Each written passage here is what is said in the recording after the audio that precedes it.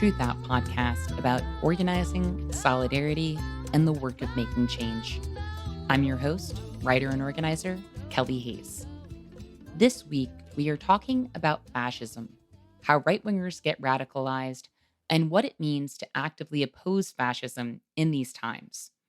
The Biden administration has belatedly ramped up its rhetoric against the right, describing MAGA Republicans as semi fascist and raising the alarm about attacks on the electoral system. Some people have applauded Biden for these rhetorical escalations, while many Republicans have predictably whined and wailed.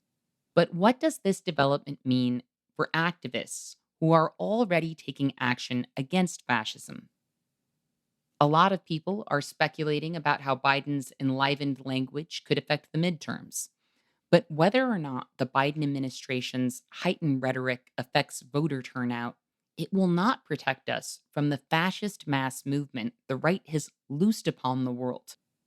As anti fascists, and I hope we all identify as anti fascists, we have to understand the limitations and potential dangers of viewing establishment Democrats as a driving force against fascism.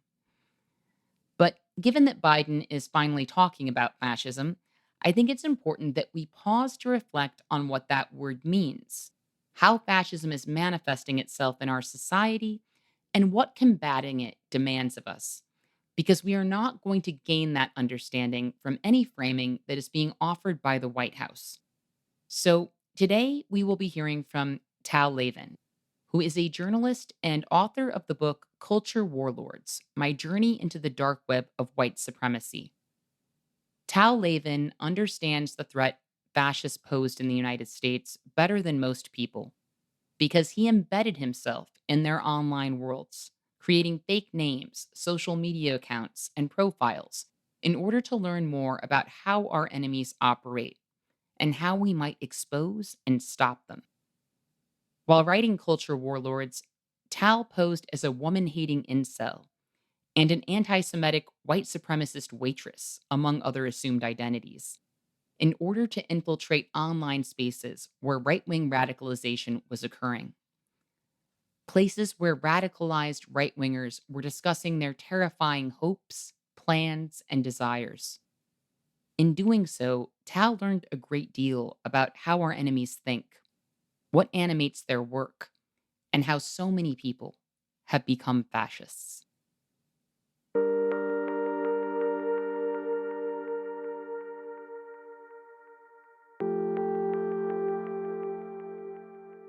One thing about online right wing echo chambers is they're not as monolithic as you might think.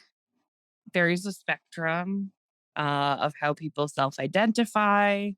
There is, there's a lot of sort of sectarian stuff. I identify as a white nationalist, I identify as a civic nationalist. There's generational gaps, all this stuff. But the one thing you can generalize about is the way these spaces essentially function. Having observed them at close quarters for a long time, which I continue to do and have since the book has been published as well, is they really function as these sort of, I call it perpetual motion radicalization machines. I mean, they're really specialized echo chambers where there's this continual message of stochastic violence. There's continual propaganda, and it never stops, and it's going 24 hours a day.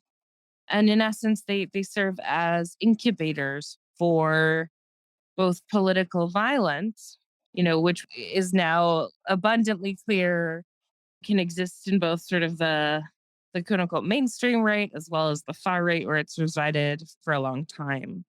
So you really are faced with this issue where people are continually radicalizing each other and seeking recruits to draw in to that milieu.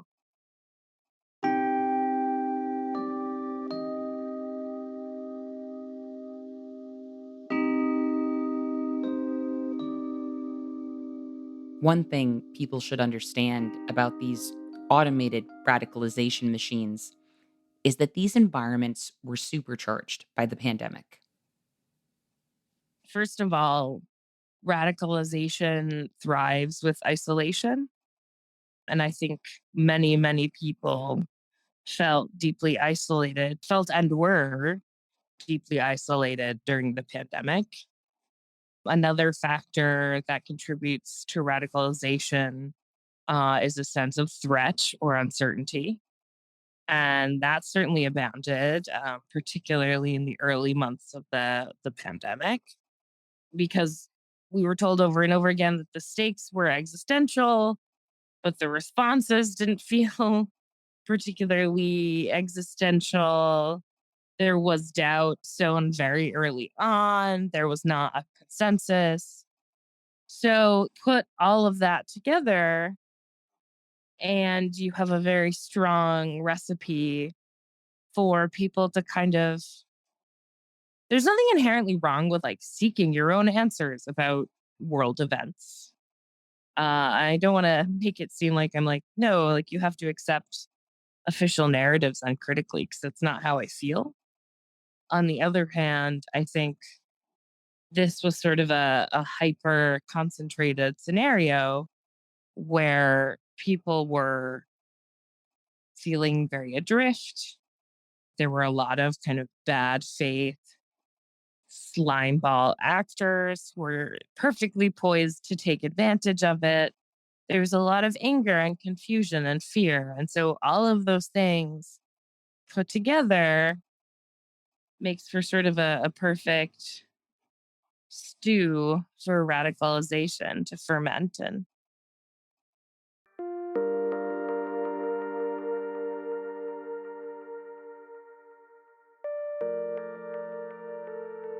While I certainly do not feel any sympathy for people on the far right, I do think it's important to understand these dynamics.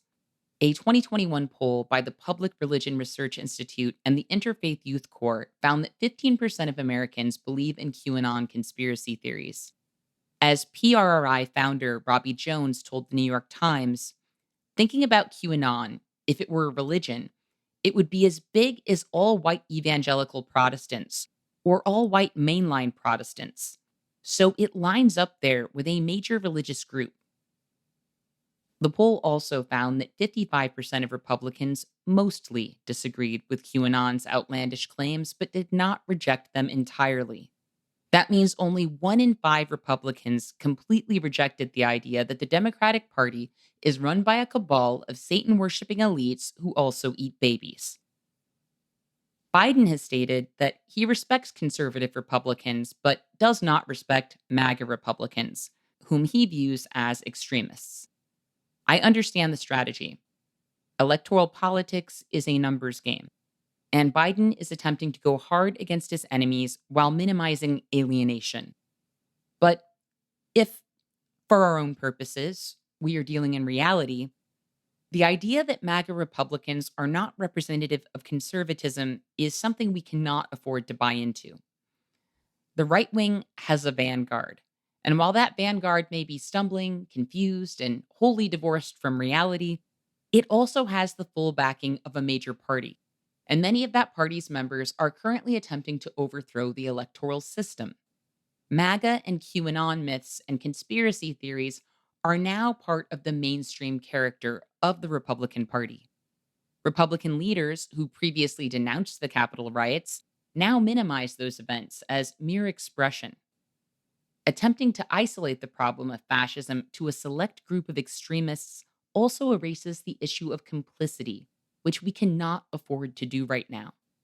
Fascist atrocities do not occur in a vacuum. Silence and cooperation also pave the way to atrocity, which means we cannot afford to bask in notions of innocence right now. Many people are no longer resisting fascistic policies and actions. We have to be cognizant of that and aware of the dangerous part our silence or inaction could play in whatever comes next. Fascism requires mass participation and mass cooperation, and I am seeing a lot of both. The official framing we are getting around fascism much like the official framing used for the climate crisis, does not come close to encapsulating the stunning severity of our situation. The extreme right wing radicalization we have seen in recent years cannot be neatly extracted from our politics because it has fundamentally altered the nature of our political environment. So, how did millions of people who might have previously been run of the mill racists or even Obama supporters get pulled into a moment of mass right wing radicalization?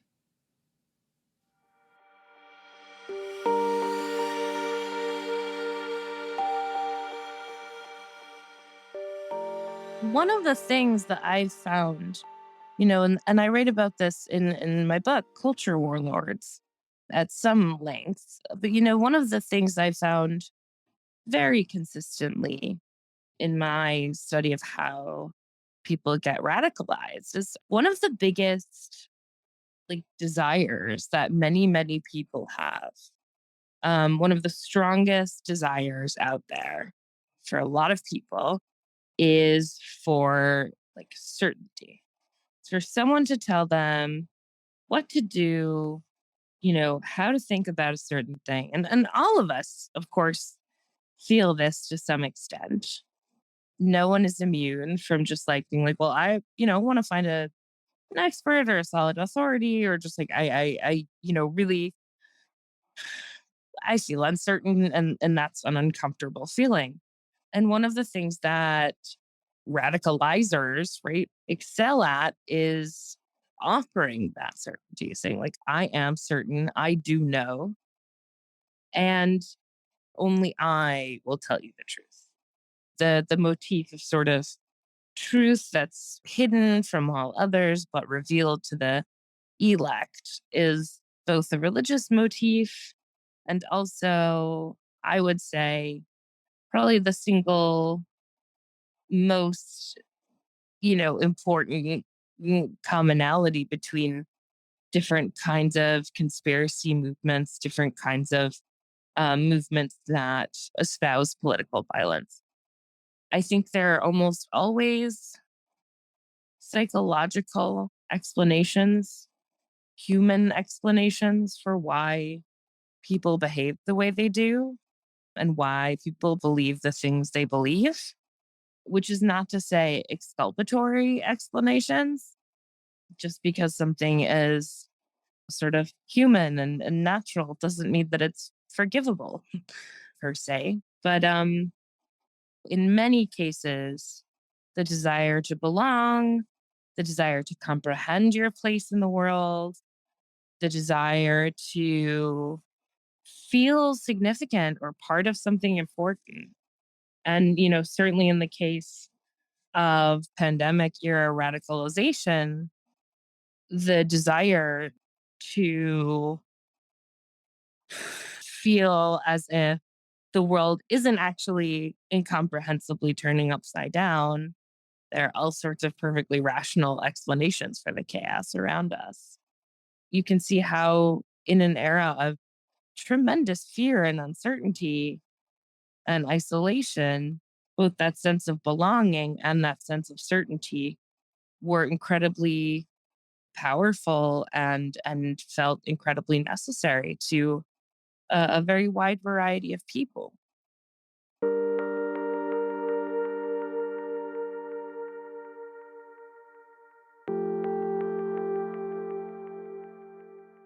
In uncertain times, people search for answers, and the internet is full of bad answers and radical rabbit holes.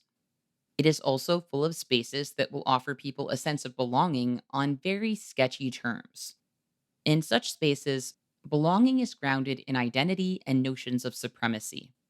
All grievances and anxieties are affirmed, and people are assured that their worst impulses are correct. That kind of belonging can draw people in very quickly.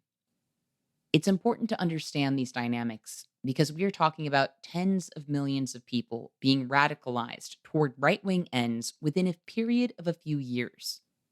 And as I have said before on this show, it's easy to mock and be dismissive of people who believe that Democratic leaders eat babies. But I also think people should stop and ask themselves, what might you be capable of if you believed that? If you were convinced that a pedophilic cabal that eats babies had illegally seized control of your government, how dangerous might you become? Because those automated radicalization machines Tal mentioned are running 24/7, generating that mindset in people. As a result of that constituency, as well as the influence of Fox News, I hear from a lot of people who have lost relatives to QAnon conspiracy beliefs. Like other cults, QAnon can isolate people from the ones they love. Many liberals and leftists desperately want to de radicalize their loved ones, whose worldviews have been rewritten by Tucker Carlson and a host of random YouTube grifters. But for the most part, I hear leftists saying, fuck those people, which is fine, up to a point. If someone has gone dark side, I don't think you are obligated to care about them or to want to save them.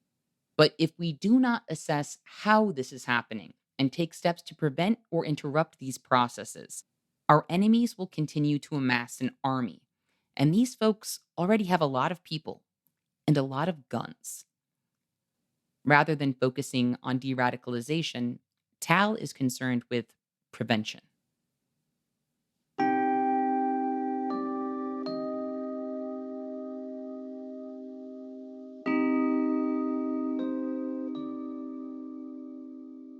Because I study the far right, people talk to me about de-radicalization a lot.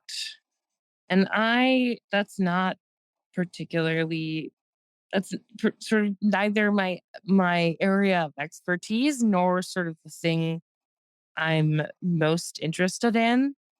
I think that as a moral issue, like, yes, people are not irredeemable, et cetera, et cetera. But, for me, the understanding piece of things is more about prevention than it is about sort of rescue. I think when people talk about wanting to de-radicalize, neo Nazis and QAnoners, I think that's a laudable impulse. I don't deny that that can come from a really good place. But one of the narratives I think about when it comes to de-radicalization is the story of Megan Phelps Roper, who grew up in the Westboro Baptist Church. She was born into that family. And she was eventually de radicalized because she ran like the church's Twitter account. And this guy started DMing her. And, they wound up like talking, and that eventually set her on a path towards leaving the Westboro Baptist Church. And that's very laudable. But they wound up, married. Like, that's the level of passionate interpersonal commitment that it takes to de-radicalize someone. That level of intimacy for many people, or Eli Saslow's book, Rising Out of Hatred, which is a wonderful book, talks about the son of Don Black, the founder of Stormfront, who was sort of set up as the heir to this white supremacist dynasty. And eventually he left the movement after literally years of being invited to Shabbat meals by a Jewish student at the college he attended. Now, are we going to ask that of every marginalized person under threat? And like, first of all, it's a huge ask, one that leaves, the would-be de-radicalizer at risk for radicalization in their own right, ironically enough. And the other piece of it, the other reason I'm sort of skeptical of sort of de-radicalization as the end all be all is that people really do have to be ready for that process as well. It's not something that you can sort of force on a person. Uh, especially because like leaving movements like this is sometimes physically dangerous. Certainly it involves in, pretty much every case, the total loss of a community that has meant a lot to someone. And so it's like you have to pour in at least as much resources as you would into sort of getting someone out of an abusive relationship situation. I think people imagine themselves sort of riding up on a white steed and saving someone from being a Nazi. I think that's a laudable desire, but it's not necessarily scalable. So when I talk about deciphering the human motivations for this sort of radicalization, my motivation is not necessarily any sort of, laudably altruistic, like desire to rescue people, but more to prevent people from getting enmeshed in the first place. And, also in the interest of knowing the enemy, frankly. I think once you know what motivates someone to even the most monstrous act, you're closer to deciphering it and thus closer to preventing it. So that's why so much of my book focuses on the psychology of how these movements develop. And, I think about it all the time. But again, just because something is a naturally human impulse does not mean that it is a forgivable impulse. We can acknowledge that people are people and not monsters without forgiving them for acts that are deeply destructive.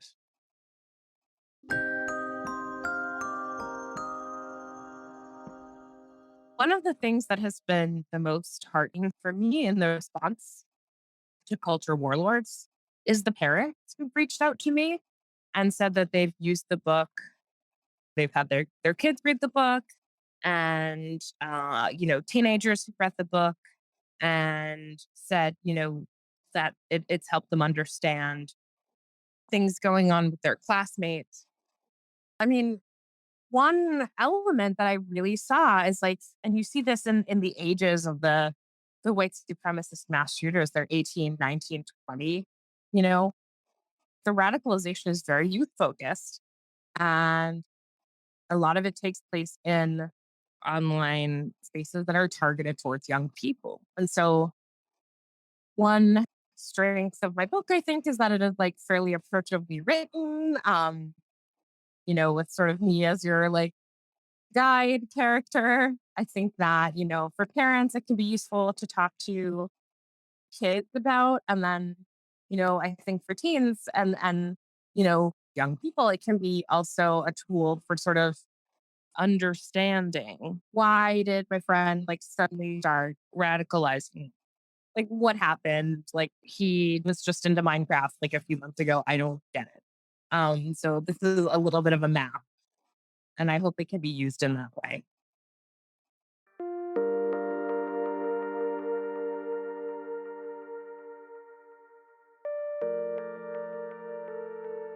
I also want to name that I really appreciate people who are doing de radicalization work to invite people who have embraced right wing conspiracy theories back to reality.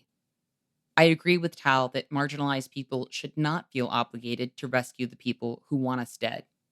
But I also want us to consider that in this era of catastrophe, our own communities are not immune from the influence of cults or conspiracy theories. We saw the truth and consequences of that during the pandemic. Understanding these dynamics is going to be crucial, regardless of who we are trying to safeguard, influence, or bring back to reality.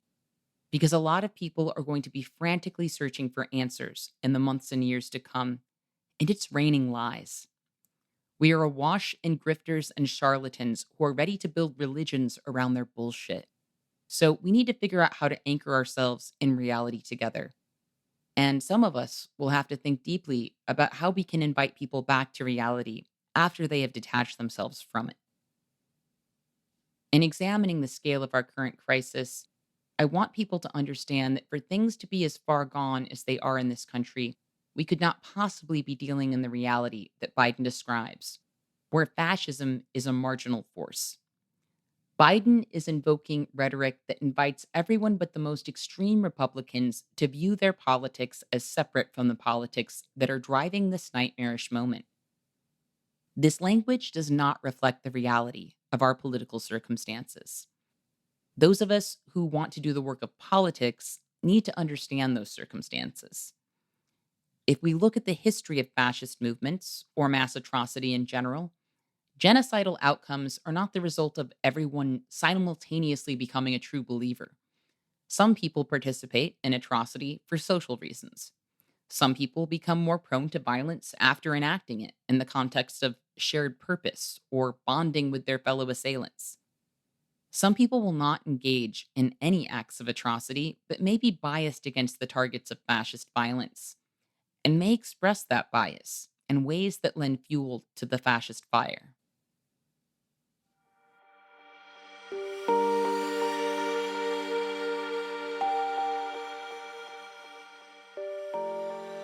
I had a recent conversation for my Substack with Michael Hobbs, of maintenance phase and you're wrong about fame, who's just a lovely person as well.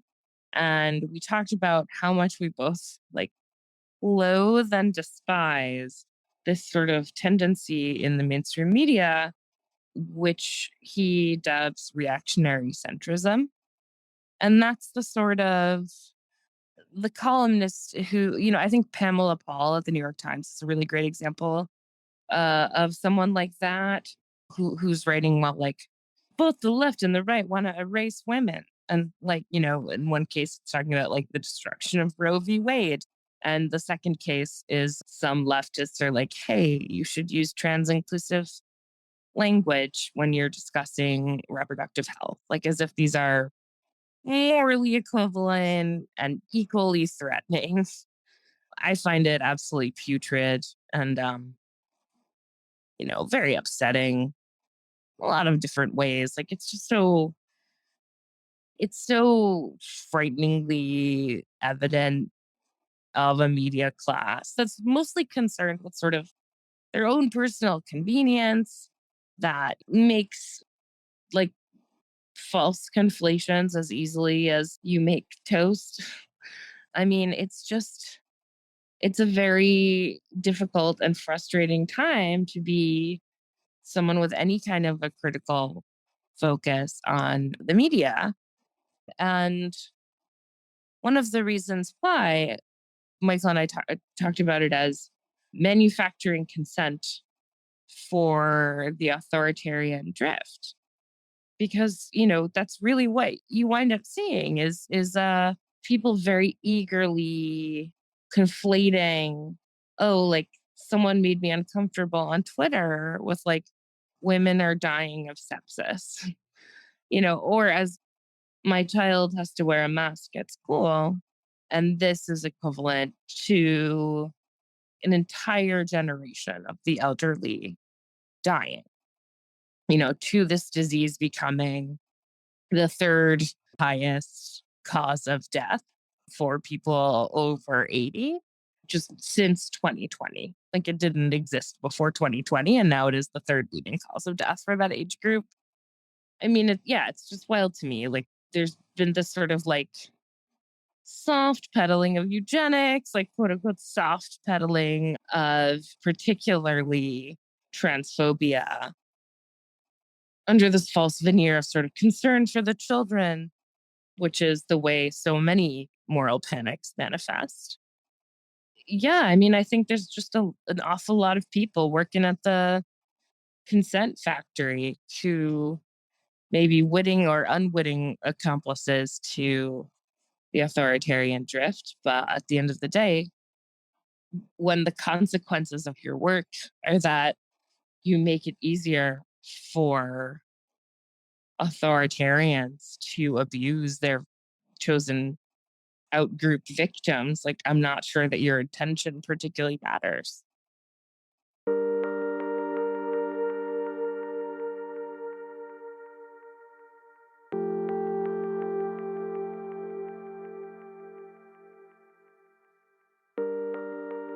To succeed as a mass movement, fascism requires mass participation.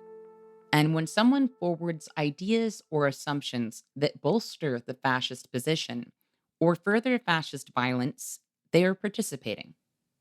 I know it's going to be really hard for some people to think about themselves or people they know as participating in fascism.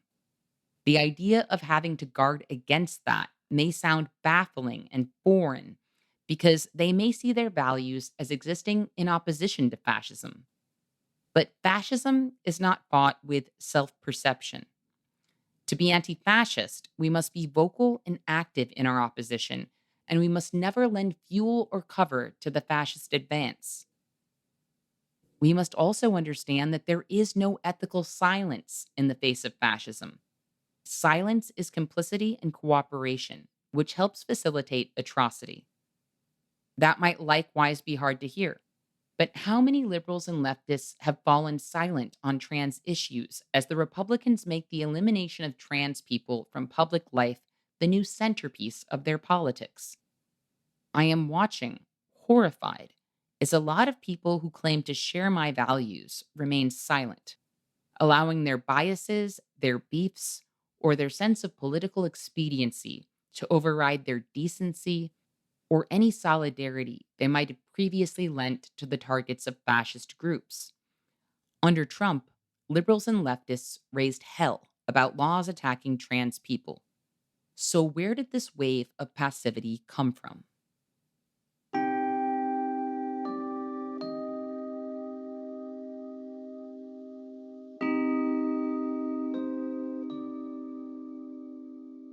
To me, it's less about sort of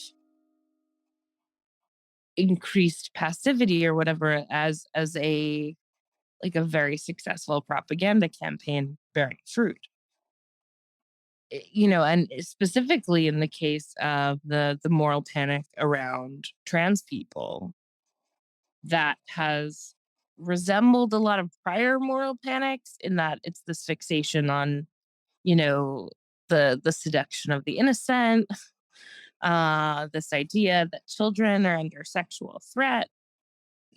These ideas are like very specifically meant to appeal to and scare the crap out of, a certain kind of bourgeois parent. It's very easy to sell like dread to people who already feel uneasy with something.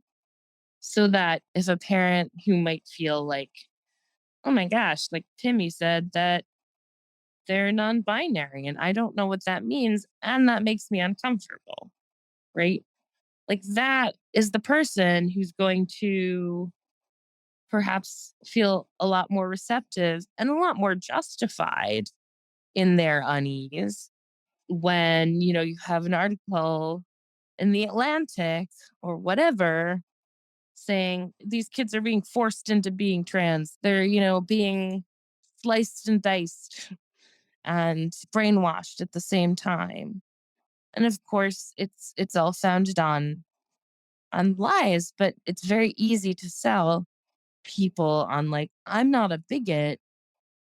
This social trend that like just coincidentally makes me feel like scared and old is actually very sinister.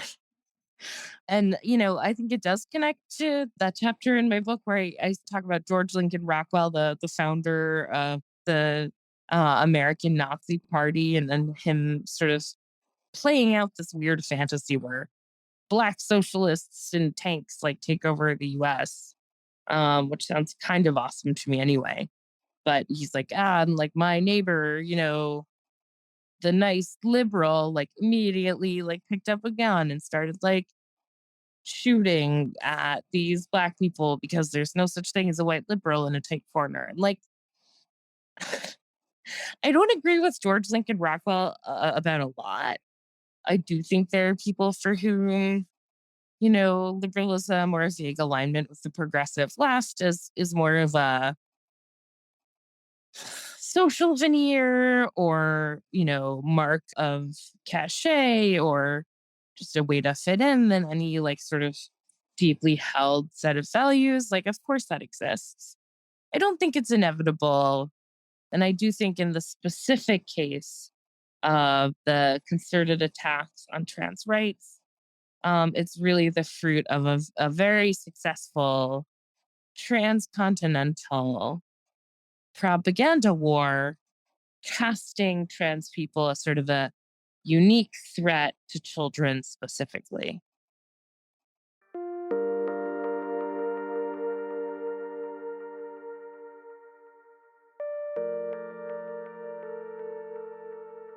The fantasy sequence Tal described comes from the 11th chapter of George Lincoln Rockwell's book, White Power. And I have to admit, as I read Tal's description of that chapter in Culture Warlords, I felt a chill. Even though the scenario itself is a fascist fever dream, I have to agree with Tal that there are liberals whose opposition to racism, transphobia, and fascism is a matter of social identity. In a moment of crisis, we have seen liberal celebrities grab on to Pamela Paul's ideas about calls for gender inclusive language being on par with forced birth, while liberals and leftists have remained largely silent about eliminationist attacks on trans people. We have also seen people in liberal areas vote to criminalize homelessness and embrace the abandonment of COVID mitigations, ramping up cycles of human disposal. To reject fascism, we must actively oppose it. In the upcoming anthology, No Pasaran, Tal discusses what it means to be anti fascist. He writes, the simplest explanation is also the truest. Anti fascism exists in relation to fascism as antimatter does to matter. It's opposite, and hopefully, it's equal. As fascism rises and spreads, so does the need for anti fascism and the people inspired to fight back. There is no silent opposition to fascism. US politics have led many people to believe that they are defined by their stated beliefs or by their self assumed political identities. Liberals and leftists are unlikely to believe that they are bolstering or facilitating fascism, but our self perceptions do not define our impact. In this spiraling political moment, most people have failed to actively challenge transphobia or the abandonment of COVID mitigations. We are still losing hundreds of people per day in the US to COVID 19. Disabled and chronically ill people are being deemed expendable or as simply having no place in public life. Why? Because the wheels of capitalism need to keep turning. So life gets cheaper, and people are cooperating en masse with far too little protest. If you were thinking, well, the Biden administration is setting that agenda, not the Republicans, you're right, which is another reason the Democrats are not an effective force against fascism. As Buenaventura Durruti once said, no government fights fascism to destroy it. When the bourgeoisie sees that power is slipping out of its hands, it brings up fascism to hold on to their privileges.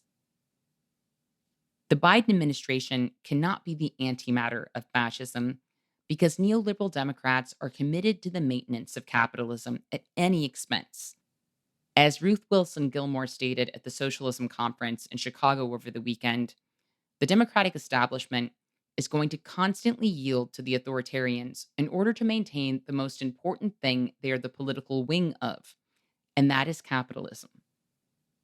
I would also like to share some words from Robin D.G. Kelly from that same conversation, which was a live recording of the Dig podcast. Kelly said, I don't remember a generation of activists that were not fighting liberals. If you even look at the history of fascism in Europe, it's the liberal regimes that seed to fascism. The fascists did not overthrow the liberal regimes, they emerged out of them. And right after fascism was formally defeated, what did the regimes do? They continued fascism in the colonies. That's what they do. So we have to be careful saying if we can uphold the liberal regime and silence ourselves, we could actually beat back fascism. That's not how you beat back fascism. The idea that disabled lives are more important than the maintenance of capitalism will never come from the powerful because it is antithetical to their purpose. The idea that disabled people are not expendable is radical, especially in these times. To be the antimatter of fascism, we must be anti capitalist, and we must champion the idea that disabled people are not expendable. We must defend trans children and trans lives with unequivocal solidarity, regardless of difference, bias, or political disagreement. The democratic establishment will yield to or align itself with the right as needed in order to maintain capitalism. And capitalism is not compatible with our freedom or survival. Fascism's antimatter is not liberalism. Rather, it is the stuff that collective survival is made of. Tal referred to anti fascism as fascism's opposite, and hopefully its equal. I think we need to think deeply about those words as we witness the continued rise of violence. I don't think most people are even considering what it would mean to counter the rise of what is currently happening. And I think it's dangerous to believe that casting a ballot by itself is sufficient opposition to people who are promising street violence and a civil war.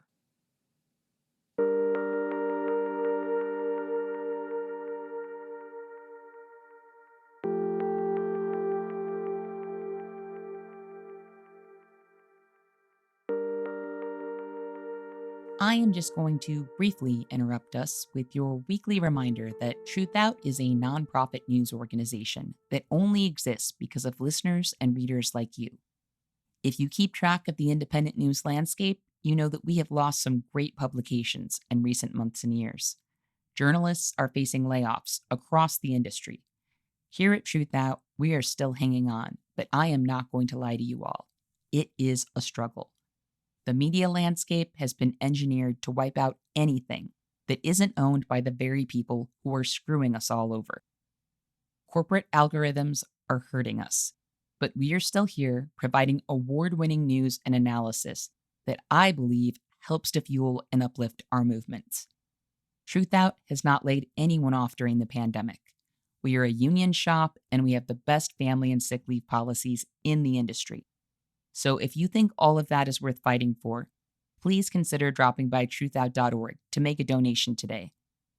Or maybe even become a sustainer, because truth be told, those people are the reason we are still here.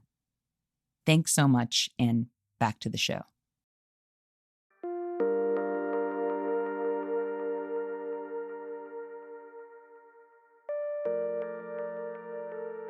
The last time there was sort of this prominent a militia movement was back in the 90s in the wake of sort of Ruby Ridge and Waco.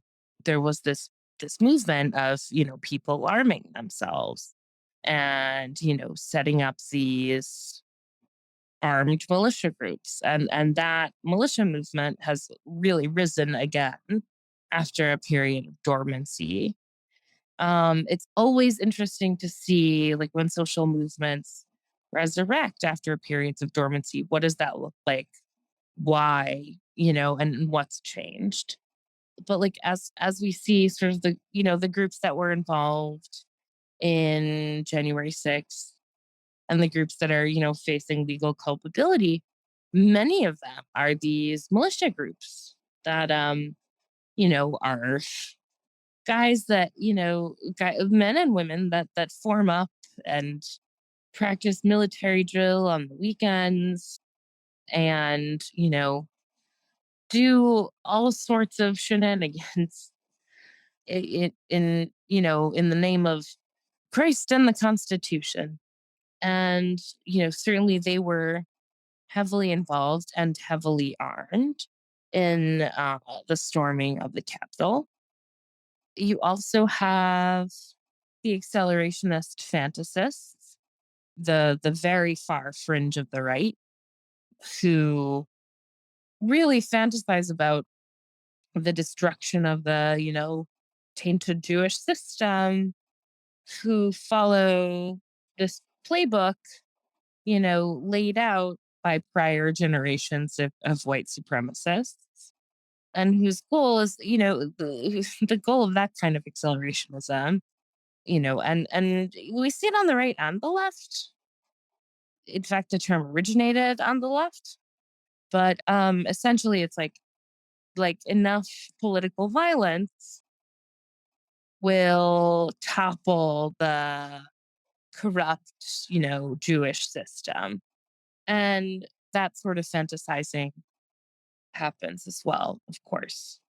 So, the extreme right does have some ideological diversity in that, and generation gap stuff.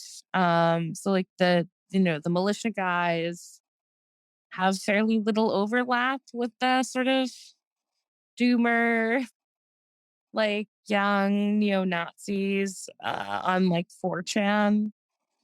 But ultimately, these are two separate groups on the right who are talking about arming themselves. We're talking about, and what to do when the system sort of inevitably falls.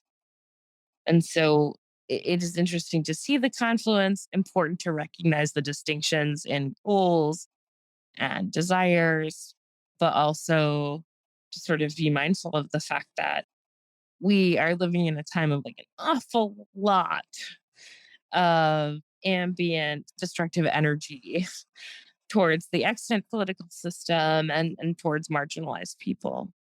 And that's something that I'm sort of continually aware of.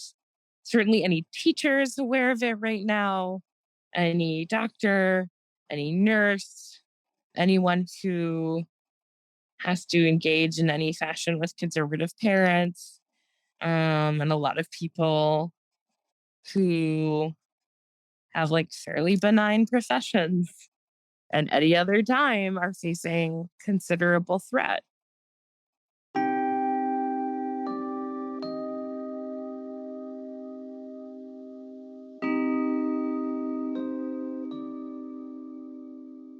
One thing I hope people can get past as quickly as possible is the idea that we can defeat fascism in the realm of debate or with fact checking or by emphasizing their hypocrisy.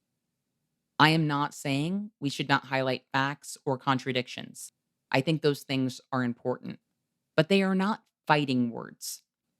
I frequently see people on social media who think they are spiking the ball by pointing out how contradictory fascist positions are. And the fact is, none of that matters to a fascist or to their target audience. What's being sold to these people and what's being embraced has nothing to do with facts, and it requires no consistency. In all cases, that which aligns with fascism is deemed right and true, and whoever and whatever does not is irrelevant, false, or wicked.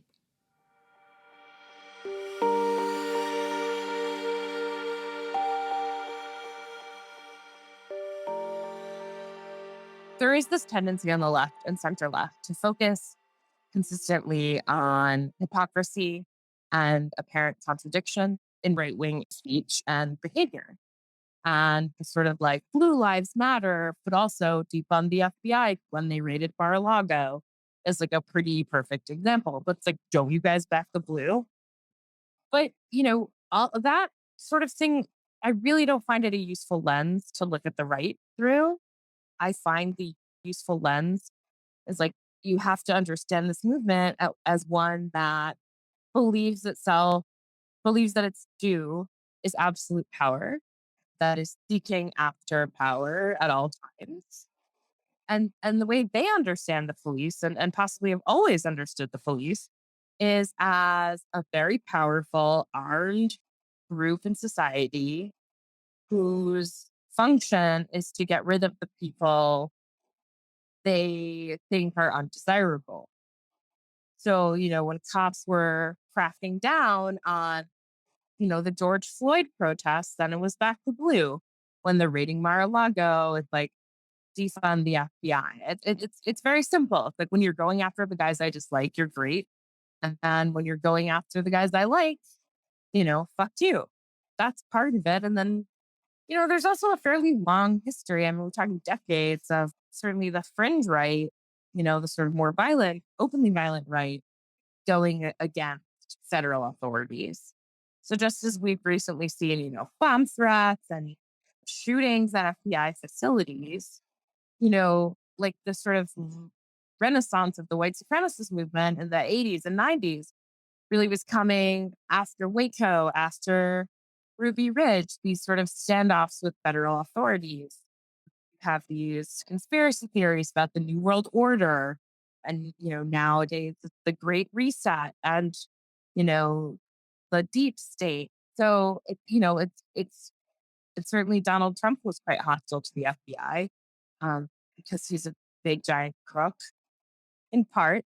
Not that I'm super pro FBI. It's just sort of a funny situation.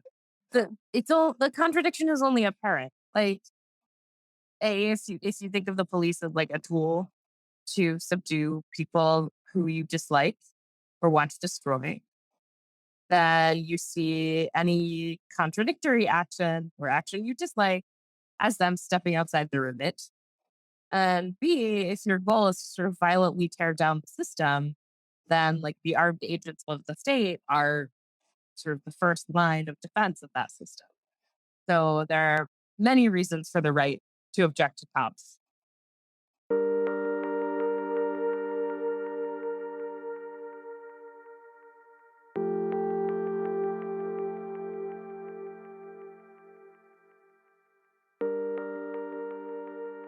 Police are perhaps the best example of why we cannot rely on the state as a primary force against fascism. Police are a fascistic force, even though they will, on occasion, find themselves at odds with fascists who are not police. On January 6th, some police were in league with the Capitol rioters. And in situations where state property and the lives of the ruling class are not at stake, collusion between police and fascist organizers is routine. It is politically significant that Biden is using stronger language to describe the Republicans. But neoliberalism cannot be our salvation. It is the ideology that delivered us to fascism. And if the Democrats somehow thwart the current Republican advance, Democrats like Biden will continue to ramp up the violence of bordering, policing, and human disposal in their own ways. In this era of catastrophe and collapse, neoliberalism may offer a longer, loopier, and less offensive path to authoritarianism, but that's where it's headed. As global disasters multiply, capitalism will become increasingly incompatible with the norms of liberal democracy. Biden's calls to fund the hiring of 100,000 police officers and to throw billions more at law enforcement agencies in a country where COVID treatments and testing are being defunded underline this reality. Biden recently stated that the answer is not to defund the police, it's fund the police, adding that we expect police to do everything to protect us, to be psychologists, to be sociologists. But rather than suggesting that we fund more psychologists or sociologists, Biden wants to throw more money at police. But police do not fill in for other professions. They dispose of people who are being denied other services. Police do not provide psychological care or sort out social problems. It's the communities police victimize that have been defunded. I once heard Angela Davis describe imprisoned people as being catapulted beyond the bounds of democracy. We are living through a moment when unhoused people are increasingly being catapulted beyond the bounds of any civic consideration. As the mere presence of unhoused people is increasingly criminalized, some have been driven into uninhabitable places, such as the Mojave Desert, and died as a result. Disabled people have likewise been catapulted beyond the bounds of consideration in most matters. Because what matters under capitalism is that the wheels keep turning, no matter how many people get ground under. We are all acceptable sacrifices if that's what ongoing profits demand.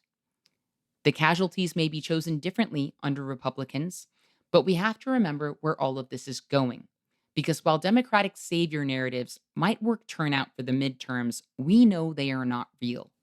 And while I plan to vote in November, as an organizer, I also know that my political world cannot revolve around the ballot box. To oppose fascism, we must be its antimatter. And that is not what the Democrats are offering. Regardless of what has to be done in November, we cannot afford any confusion about who our friends are or where this system is headed. I know that awareness can be daunting. As activists and organizers, many of us are absorbing a lot of traumatizing information on a regular basis. In the afterword of Culture Warlords, Tal talked about the toll that immersing himself in fascist environments took on his psyche. He wrote, "Immersing myself in the worst of human nature while researching this book made me want to shrink inside the mollusk shell of my body, surrounded by air and hollow bone. I wanted to be sealed off. Every word felt painfully extracted from me. Rows of bad teeth grinned at me from the page. I hated myself, the world, and my words. Everything felt suffused with ugliness, and I wanted to sleep all day." In some cases, Tal encountered conversations about himself among fascists who were unaware of his presence, discussing how rapeable he was. In the book, Tal describes how absorbing all of that ugliness weighed on him.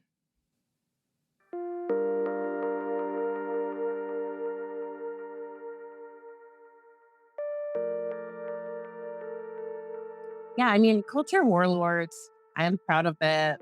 It is also a very much a freshman effort. It's my first book. And I sort of included more of myself than I might have if I were writing it now. But I did find, the year plus that I spent, I mean, probably closer to 18 months that I spent, the vast majority of every day, consuming white supremacist material to be very traumatic. I mean, it took me a very long time to recover. And in some ways, like, because it coincided with an abusive relationship, it coincided with the beginning of the pandemic. Like, it feels like a hole I'm like still digging myself out of. And I'm still writing about, the far right. Currently most of my work has been about child abuse in the evangelical Christian community, which is like not easy material to wade through either. I think the biggest lesson I took away from sort of ferocious, single-minded, immersion I did for Culture Warlords is like, oh boy, I can't do that again. Like that almost broke me. You wake up with this bad taste in your mouth and you go to bed mad and you wake up mad and like it's almost like overlaid on the world around you. It's like this knowledge that people want to kill you and people want to kill your family and like people want to kill people who are like your friends. And I mean, it's a very dark weight to carry around with you all the time. It just took me so long to dig myself out of the sort of frozen hole that I was in after finishing the book that I realized if I had allowed myself more balance in the first place, if I had allowed myself more time to write the book so that every day didn't have to be spent, in the perpetual darkness, I would have had to spend so much time putting myself back together, like, Humpty Dumpty over here. And I think for activists, I would just say, I mean, it's so hard to turn away, and there's so much guilt in any time you turn away. But like, if you do not take the time to sort of deliberately find joy in your life, deliberately reconnect yourself with whatever it is that makes you feel alive and whole in the present, like you will burn out. You will perhaps find yourself in places that are psychologically precarious and very difficult to recover from. And you will have to take the time to reconstruct yourself. So, you know, temper that guilt with the knowledge that you may be forestalling, like, ceasing being able to be involved in activism at all.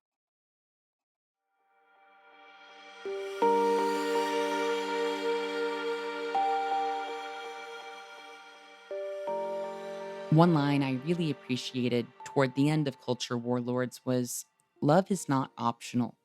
It is what we must marshal to break the back of the beast."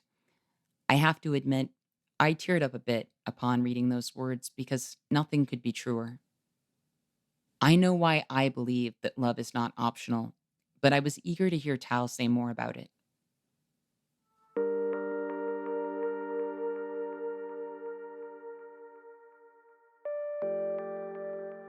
When I say love is not optional, it is what we must use to break the back beast. I mean that you can't like simply operate from a space of opposition. I mean, opposition, anger, rage, like these are very useful emotions. Certainly, much of my work is motivated by anger. I do not discount the power of anger ever, neither in my opponents nor in myself. However, I think there has to be an affirmative that you are also fighting for.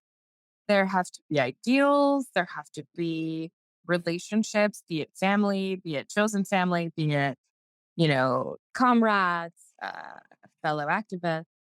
There have to be affirmatives in place for this struggle to be sustainable in the long term. Because anger is like super high octane fuel, right? It's like race car fuel, it burns really hot. It can drive you really fast, really far, but it will burn you out. And like if you don't have something to sustain you over the long term, if you don't have things that tether you and nourish you, things that you find yourself fighting for and not simply against, it's very difficult to sustain that battle over the long term, which is like, unfortunately, this is an ethical struggle. It's not one that's going to dissolve in the next 5 years or even 10. Forces that have been awakened are not ones that can be tidily tucked away.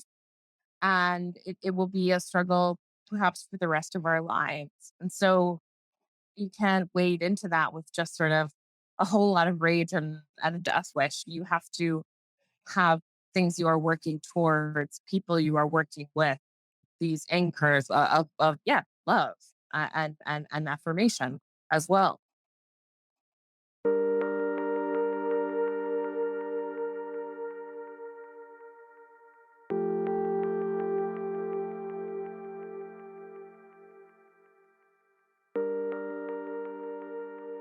Fascism thrives on hatred and self obsession.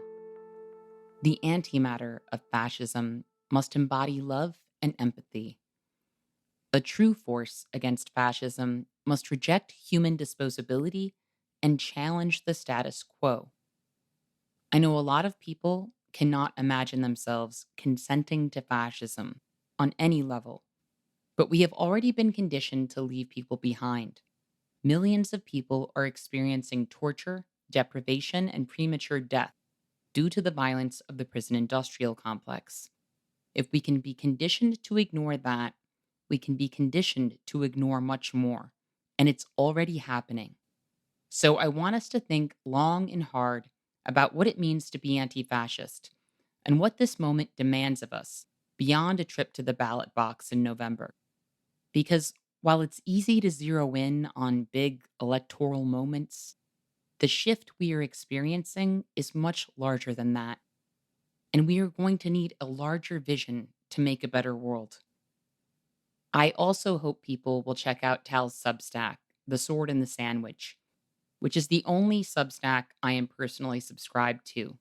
Because in addition to providing important insights about right wingers, Tal also offers readers some welcome interruptions to that content.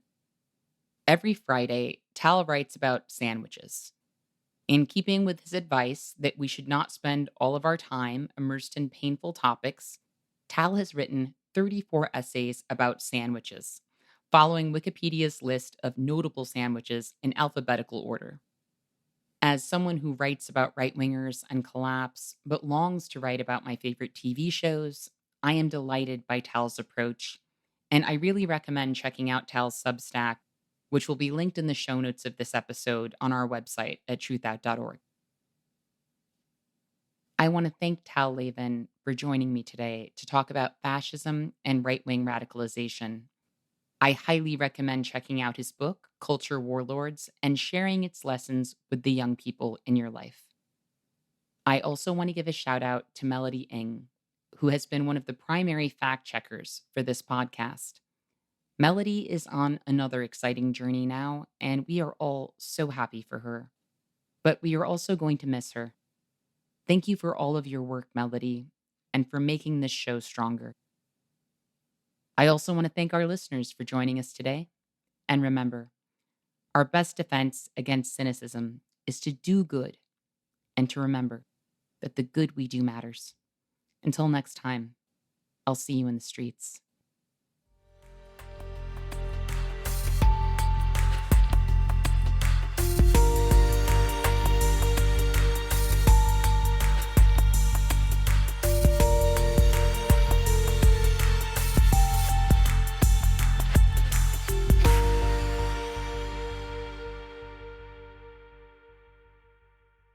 Thank you for listening to Movement Memos.